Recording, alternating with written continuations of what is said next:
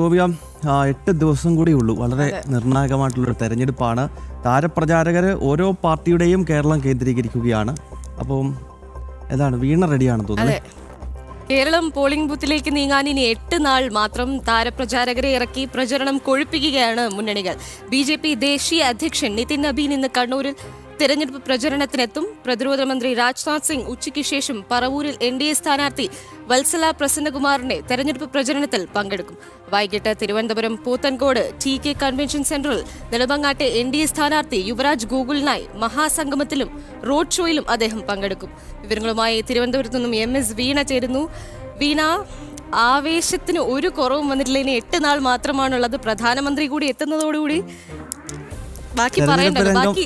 ഒഴുകുകയാണ്. ഒപ്പം രാജ്നാഥ് സിംഗിന്റെയും അതോടൊപ്പം നിതിൻ നബീന്റെയും ഇന്നത്തെ പ്രചരണ പരിപാടികൾ വീണ അതിന്റെ വിശദാംശങ്ങൾ കൂടി പറയും.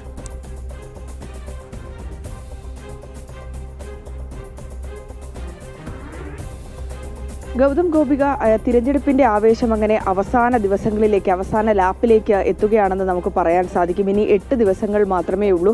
മുന്നണികളുടെയും സ്ഥാനാർത്ഥികളുടെയൊക്കെ ചങ്കിടിപ്പ് കൂടുന്ന മണിക്കൂറുകളും ദിവസങ്ങളാണ് ഇനിയുള്ളത്. ആ ദിവസങ്ങളിൽ സജീവമായി തന്നെ മണ്ഡലത്തിൽ തിരഞ്ഞെടുപ്പ് പ്രചരണം നടത്തുക, താരപ്പകിട്ടോടുകൂടിയുള്ള പ്രചരണങ്ങൾ തന്നെയാണ് നടത്തുന്നത്. BJPയെ സംബന്ധിച്ചിടത്തോളം ദേശീയ അധ്യക്ഷൻ നിതിൻ നബീൻ കഴിഞ്ഞ ദിവസം എത്തി പ്രകടന പത്രിക പ്രഖ്യാപിക്കുകയും അവതരിപ്പിക്കുകയൊക്കെ ചെയ്തിരുന്നു. അത് വലിയ തരത്തിൽ ജനങ്ങൾക്കിടയിൽ ചർച്ചയാകുന്ന ഒരു സാഹചര്യമുണ്ട്. തൊട്ട് പിന്നാലെ ഇന്ന് കേന്ദ്ര പ്രതിരോധ മന്ത്രി രാജ്നാഥ് സിംഗ് കൂടി എത്തുകയാണ്. BJPയെ സംബന്ധിച്ചിടത്തോളം ഇരട്ടി ആവേശം പകരുകയാണ്.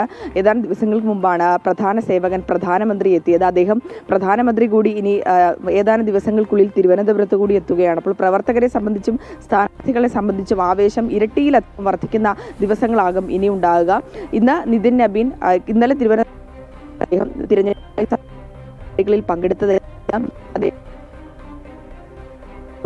മണിക്ക് നടക്കുന്ന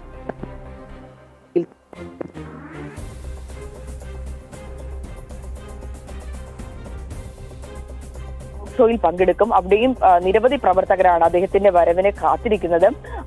ആ പരിപാടി മികച്ച രീതിയിൽ തന്നെ ജനങ്ങൾക്കിടയിലും വോട്ടർമാർക്കിടയിലും ഒക്കെ എത്തിക്കുക.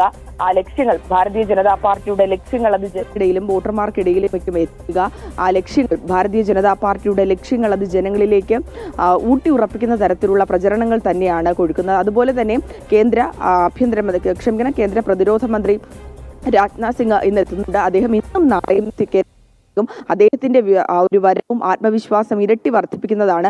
കാരണം തദ്ദേശ തിരഞ്ഞെടുപ്പിൽ BJP ഭരിച്ച് വിജയം നേടി അതിനുശേഷം മികച്ച രീതിയിൽ തിരുവനന്തപുരം നഗരസഭയിൽ ഭരണം കാഴ്ചവെക്കുന്ന സാഹചര്യമാണ് നിലവിൽ കാണാൻ സാധിക്കുന്നത്. അതിനുശേഷം അദ്ദേഹം കേരളത്തിലേക്ക് എത്തുമ്പോൾ ആത്മവിശ്വാസം ഏറെ വർദ്ധിപ്പിക്കുന്നു എന്നുള്ള കാര്യത്തിൽ യാതൊരു സംശയവുമില്ല. പരിപാടി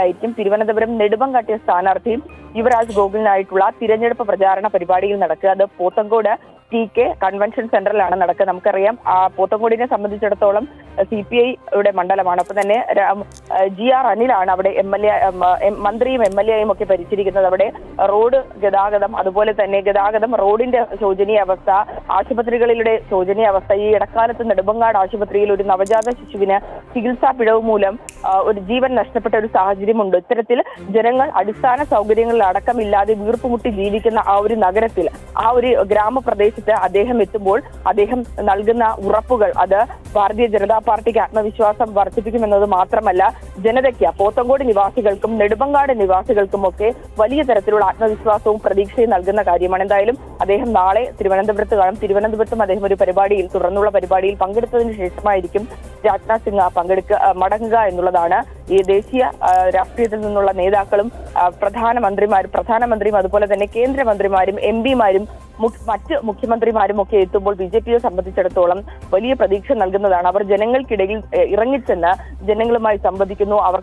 അവരോട് പറയുവാനായിട്ട്, സ്ഥാനാർത്ഥികളോട് മാത്രമല്ല എത്തുന്നവരോട്, പ്രധാന നേതാക്കളോടടക്കം പറയുവാനായിട്ട് പ്രധാന കാര്യങ്ങളുണ്ട്. അവർ കഴിഞ്ഞ 10 വർഷം ഇടതു വലത് മുന്നണികൾ മാറി ഭരിച്ച കാലഘട്ടത്തിലും ഇക്കഴിഞ്ഞ 10 വർഷം ഇടതു സർക്കാർ ഭരിച്ച കാലഘട്ടത്തിലും അവർ അനുഭവിച്ച അടിസ്ഥാന പ്രശ്നങ്ങളുടെ വിഷയം, അവഗണനയുടെ വിഷയങ്ങൾ, അതൊക്കെ അവർ നേരിട്ട് സംവദിക്കുകയാണ്. BJPയുടെ വരവ് അവർ വലിയ പ്രതീക്ഷയോട് കൂടിയാണ് കേരള ജനത നോക്കിക്കാണുന്നത്.